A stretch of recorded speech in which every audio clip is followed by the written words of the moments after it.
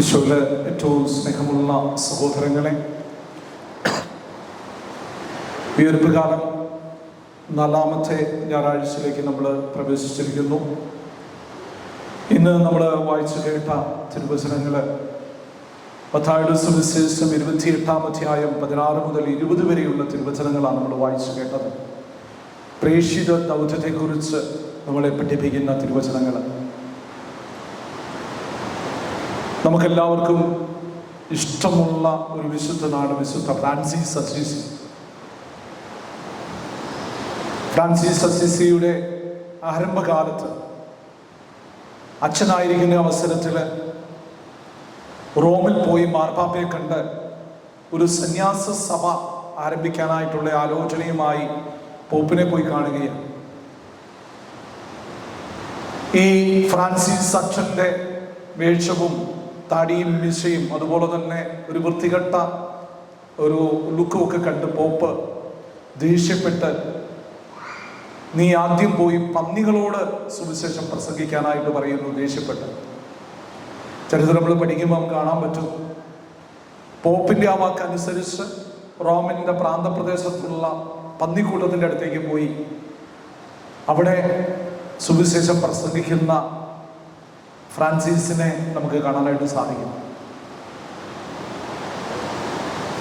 അത് കഴിഞ്ഞ് പെട്ടെന്ന് ദേഷ്യത്തിൽ ഇങ്ങനെ പറഞ്ഞിട്ടുണ്ടെങ്കിൽ തന്നെ ഫ്രാൻസിസിനെ കുറിച്ചുള്ള ന്യൂസുകൾ കേട്ട് വീണ്ടും പോപ്പ് ഫ്രാൻസിസിനെ വിളിക്കുന്നു. അതുപോലെ തന്നെ വേണ്ട കറക്റ്റ് അല്ലെങ്കിൽ ഫ്രാൻസിസിന്റെ ആവശ്യം അനുസരിച്ച് ഒരു സന്യാസ സഭ സ്ഥാപിക്കാനായിട്ടുള്ള പെർമിഷനൊക്കെ കൊടുത്തു വിടുന്നതായിട്ട് നമുക്ക് കാണാനായിട്ട് സാധിക്കും. ഫ്രാൻസിസാണ് വിശുദ്ധ ഫ്രാൻസിസ് അസീസിയായി മാറുകയും രണ്ടാം ക്രിസ്തു എന്നറിയപ്പെടുന്ന ഒരു വിശുദ്ധനായി വളർന്നത് എന്ന് നമുക്ക് കാണാനായിട്ട് സാധിക്കും. പ്രത്യേകിച്ച് നമ്മുടെ ബോറിവിലിയെ സംബന്ധിച്ചിടത്തോളം സെയിന്റ് ഫ്രാൻസിസ് അസീസിയുടെ സ്ഥാപനങ്ങളും അതുപോലെ തന്നെ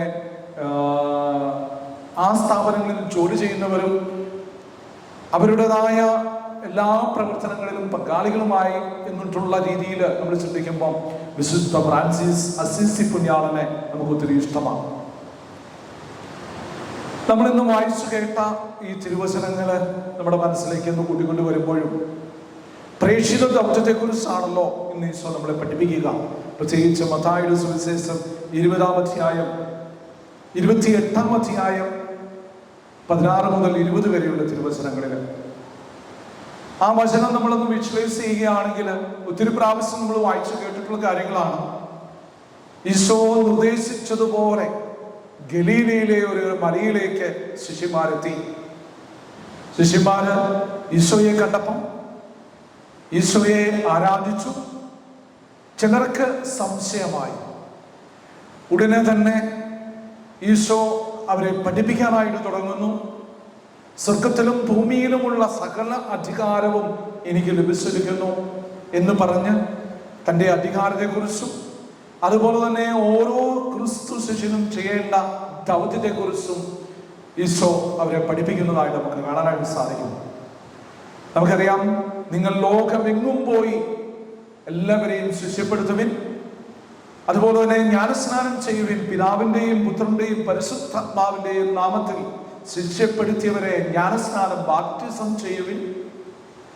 അതുപോലെ തന്നെ ഞാൻ പഠിപ്പിച്ച കാര്യം മാത്രം അവരെ പഠിപ്പിക്കുവിൻ.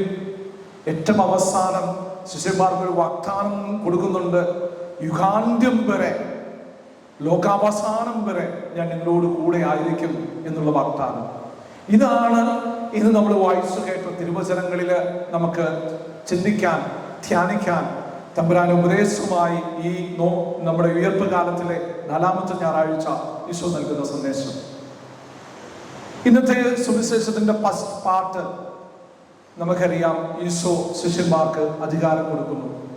സ്വർഗത്തിലും ഭൂമിയിലുമുള്ള സകല അധികാരങ്ങളും ഞാൻ നിങ്ങൾക്ക് നൽകുന്നു എന്ന് പറഞ്ഞിട്ടാണ് ആദ്യത്തെ ഈശോയുടെ പഠനം എന്ന് നമുക്ക് കാണാനായിട്ട് സാധിക്കുന്നു. പഠിപ്പിക്കൽ.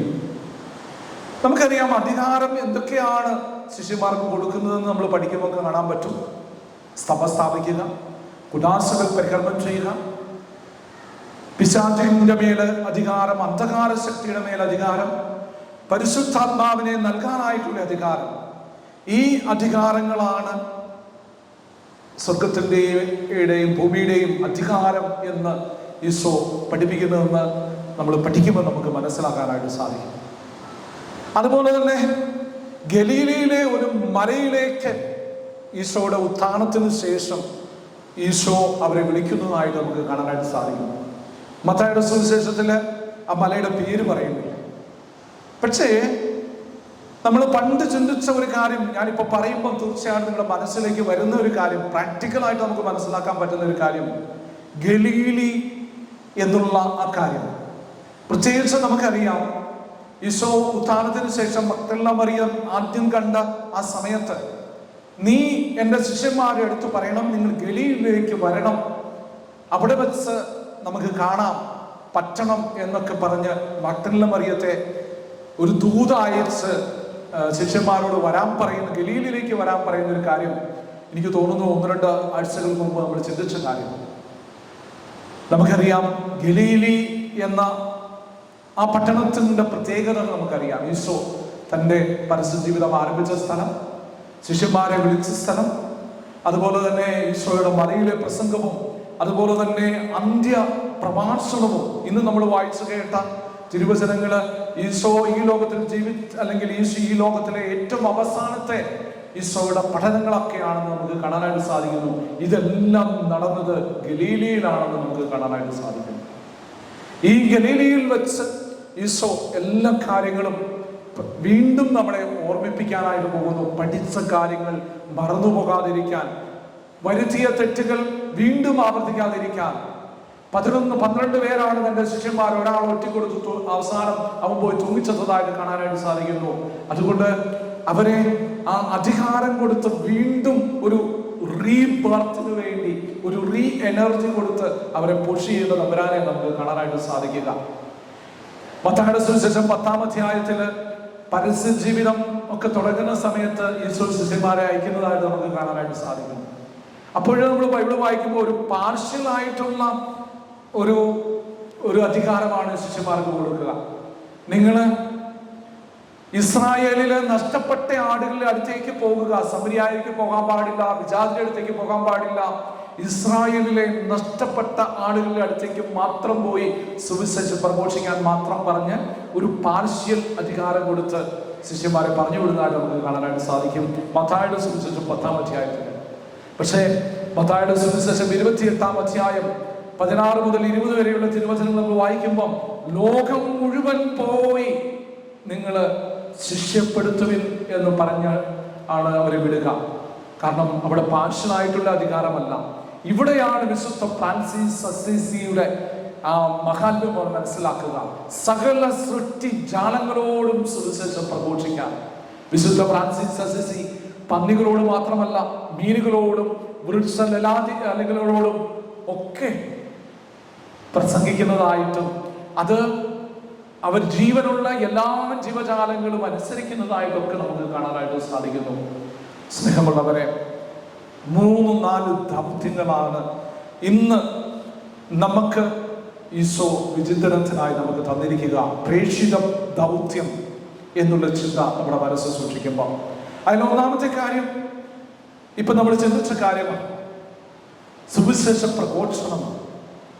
ലോകമെങ്ങും പോയി എല്ലാവരോടും സുവിശേഷം പ്രഘോഷിക്കുക, ശിക്ഷപ്പെടുത്തുക, ശിഷ്യരാക്കി മാറ്റുക, ഒരു ഡിസൈപ്പിൾഷിപ്പ് എന്നുള്ളൊരു ചിന്ത അവിടെ വരിക. നമ്മളും ചെയ്യേണ്ടത് ഈ കാര്യം തന്നെയാണ്.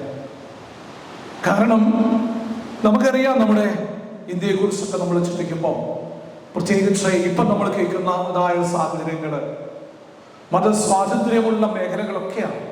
എങ്കിലും ഓരോ ദിവസവും ഒരു ഡിക്ലൈൻ കമ്മ്യൂണിറ്റി ആയിട്ട് നമ്മൾ മാറുന്നതിൻ്റെ റെസ്പോൺസിബിലിറ്റി ആർക്കാണ്? തബ്രാൻ തന്നെ എല്ലാ ശിഷ്യന്മാരെയും ലോകത്തിന്റെ എല്ലാ ദിക്കുകളിലേക്ക് വെച്ച് തോമാസ് ലീഹായെ നമുക്കും തന്നു. ഇന്ത്യയിൽ വന്നു എത്ര നാളായി. നമ്മള് അഭിമാനത്തോടെ ജീവിക്കുന്ന നമ്മുടെ ഈ ബോർവിലയിൽ ഇനിയും ഈശോയെ അറിയാത്ത ആളുകളുണ്ടോ? ഈശോ എന്ന നാമം കേൾക്കാത്ത ആളുകളുണ്ടോ?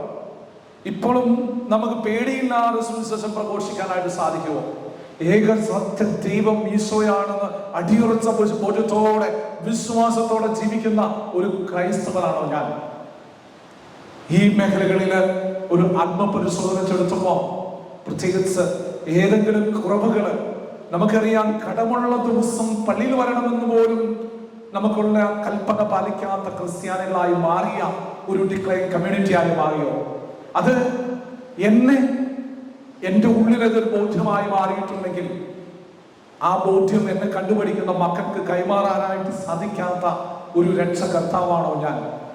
ഈ മേഖലകളിൽ ചിന്തിക്കുമ്പോൾ തീർച്ചയായും തമ്പുരാന്റെ വചനം കഠിനമായി മാറുന്നു എന്നുള്ളൊരു ചിന്തയാ വരിക. അതുകൊണ്ട് നമ്മളായിരിക്കുന്ന സാഹചര്യങ്ങളിൽ, നമ്മുടെ മുമ്പിലുള്ള സാഹചര്യങ്ങളിൽ നമ്മളോട് തന്നെ, നമ്മുടെ കുടുംബത്തോട് തന്നെ നമ്മൾ ഇടപെടുന്ന മേഖലകളിലൊക്കെ ഒരു ഡിസൈപ്പിൾഷിപ്പ് എന്നുള്ളൊരു ചിന്ത മനസ്സ് സൂക്ഷിക്കാനും ശിഷ്യപ്പെടുത്താനും വചനം പ്രഘോഷിക്കാനും ഒക്കെയുള്ള കൃപ തരണേ എന്ന് പ്രത്യേകം പ്രാർത്ഥിക്കുക. അത് അച്ഛന്മാർക്കും സിസ്റ്റേഴ്സിനും വചന പ്രഘോഷകർക്കും മാത്രമല്ല, മാമോദീസ സ്വീകരിച്ച എല്ലാവർക്കുമുള്ള കടമയാണെന്ന് നമുക്ക് എല്ലാവർക്കും ബോധ്യമുള്ള കാര്യമാണ്. വീണ്ടും അത് ആവർത്തിക്കേണ്ട കാര്യമല്ല. രണ്ടാമത്തെ പ്രേക്ഷിത ദൗത്യം എന്ന് പറയുമ്പോൾ നമുക്കറിയാം, വചനം പ്രഘോഷിക്കുക എന്നുള്ള കാര്യം മാത്രമല്ല, ജ്ഞാനസ്നാനപ്പെടുത്തുക എന്നുള്ളത്. പിതാവിന്റെയും പുത്രന്റെയും പരിശുദ്ധാത്മാവിന്റെയും നാമത്തിൽ മാമോദീസ നൽകുക എന്നുള്ളതാണ്. ജ്ഞാനം നമുക്കറിയാം, അത് ദൈവമാണ്, ഈശോയാണ്. സ്നാനം എന്ന് പറയുമ്പോൾ അതൊരു കുളിയ, വെള്ളമൊഴിക്കലാണ്. അങ്ങനെയാകുമ്പോൾ ഈശോയെ കൊടുക്കുക എന്നുള്ളതാണ് ജ്ഞാനസ്നാനം എന്ന വാക്കിന്റെ അർത്ഥം തന്നെ എന്ന് നമുക്ക് മനസ്സിലാക്കാനായിട്ട് സാധിക്കും. അത് ആഴ്ച നമ്മുടെ മനസ്സിലേക്ക് നമ്മൾ കൂട്ടിക്കൊണ്ട് വരുമ്പോൾ പ്രേക്ഷിത ദൗത്യം ഇന്ന് നമ്മൾ കില്യാൻ രൂപതയിൽ തന്നെ ഇവാഞ്ചലിക്ക് അല്ലെങ്കിൽ കെരിഗ്മ ഇയറായി ഒക്കെ നമ്മൾ പ്രഖ്യാപിക്കാനായിട്ടുള്ള കാരണവും ഇത് തന്നെ. പല രീതിയിലുള്ള തടസ്സങ്ങൾ ഉണ്ടാകാം, പേടി ഉണ്ടാകാം, പല രീതിയിൽ പൊളിറ്റിക്കലായിട്ടും സോഷ്യലായിട്ടുള്ള സാഹചര്യങ്ങൾ പല രീതിയിൽ പ്രതികൂലമാകാം. എന്നാലും പേടിയില്ലാതെ ഞാൻ അനുഭവിച്ചറിഞ്ഞ തമ്പുരാനെ പ്രഘോഷിക്കാനും ആ പ്രഘോഷിച്ച് അല്ലെങ്കിൽ ആളുകൾക്ക് വിശ്വാസം വന്നവരെ ക്രിസ്ത്യാനിയാക്കി മാറ്റുക എന്നുള്ള വലിയ ചിന്തയും ഇതിന്റെ പിന്നിലുണ്ട് എന്നുള്ളൊരു വലിയ ചിന്ത മനസ്സിൽ സൂക്ഷിക്കുക. മൂന്നാമത്തെ കാര്യം, ഈശോ ഇന്ന് വളരെ വ്യക്തമായിട്ട് കാര്യങ്ങൾ പറയുന്നുണ്ട്. എന്താണ് നിങ്ങൾ പ്രസംഗിക്കേണ്ടത്, എന്താണ് പറയേണ്ടത് എന്നുള്ളൊരു കാര്യം അതിനും വ്യക്തമായിട്ട് വന്നിട്ടുണ്ട്. ദൈവപുത്രനായ ഈശോ മനുഷ്യനായി ഈ ഭൂമിയിൽ അവതരിച്ചു, പാടുപീഡകൾ സഹിച്ച് മൂന്നാം നാൾ കുരിശിൽ മരിച്ചു, ഉത്ഥാനം ചെയ്തു. ആ ഈശോ പഠിപ്പിച്ച കാര്യം തന്നെയാണ് നമ്മൾ പറയേണ്ടത്. വേറെ ഒന്നുമല്ല പറയേണ്ടത്. നമ്മുടെ ആശയങ്ങളും നമ്മുടെ ചിന്തകളും അല്ലെങ്കിൽ നമ്മുടെ ബുദ്ധി പറഞ്ഞു തരുന്ന കാര്യങ്ങളൊന്നുമല്ല. ഈശോ പഠിപ്പിച്ച കാര്യം മാത്രം ആണ് നമ്മൾ പ്രഘോഷിക്കേണ്ടത്, പ്രസംഗിക്കേണ്ടത്, പഠിപ്പിക്കേണ്ടത് എന്നുള്ള വലിയ കാര്യമാണ്. പ്രേക്ഷിത ദൗത്യത്തെ കുറിച്ചുള്ള ഒന്നാമത്തെ ചിന്ത നമുക്ക് പറഞ്ഞു തരിക. അതുപോലെ തന്നെ ഉചിതനായ യേശു പറഞ്ഞു തരുന്ന അല്ലെങ്കിൽ ശിഷ്യന്മാർക്ക് പറഞ്ഞു കൊടുക്കുന്ന വാഗ്ദാനം, യുഗാന്ത്യം വരെ, ലോകാവസാനം വരെ, നിന്റെ മരണം വരെ ഞാൻ നിന്നോടൊത്തുണ്ട്, നീ പേടിക്കണ്ട എന്ന് പറഞ്ഞു തരുന്ന ഉചിതനായ യേശുവിന്റെ ഏറ്റവും വലിയ വാഗ്ദാനമാണ് ഇതിന്റെ ക്ലൈമാക്സ് എന്നുള്ളൊരു ചിന്ത. ഇന്ന് നമുക്കറിയാം തിരക്കുകളൊക്കെ ഉണ്ടെങ്കിലും നമ്മൾ ഈ പള്ളിയിൽ വന്ന് പ്രാർത്ഥിക്കാനായിട്ടുള്ള കാരണം ഇത് തന്നെയാണ്.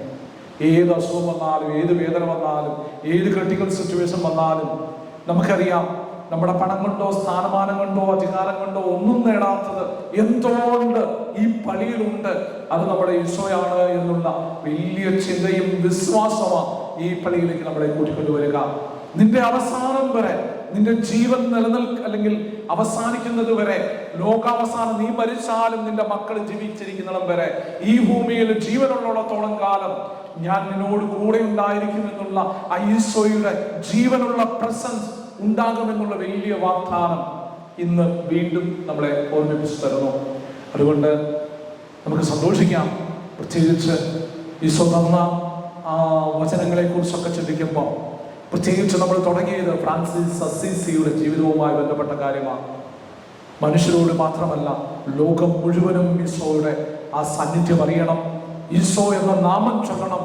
അത് മനുഷ്യരുമല്ല, മൃഗങ്ങളും പക്ഷികളും മരങ്ങളും വരെ തമ്പുരാനെ സ്തുതിക്കുന്നു എന്നുള്ള ജീവനുള്ള ഉദാഹരണം കാണിച്ചു തന്ന ആ പുണ്യാളന്റെ സ്മരണ നിലനിൽക്കുന്ന നമ്മുടെ ഈ സ്ഥലത്ത്, പ്രത്യേകിച്ച് നമ്മളെ ഏൽപ്പിച്ചിരിക്കുന്ന പ്രേക്ഷിത ദൗത്യം വചനം പ്രഘോഷിക്കുക, അതുപോലെ തന്നെ ശിഷ്യരാക്കുക, മാമോദീസ നൽകുക, അതുപോലെ തന്നെ ഈശോ പഠിപ്പിച്ച കാര്യങ്ങൾ മാത്രം പഠിപ്പിക്കുക.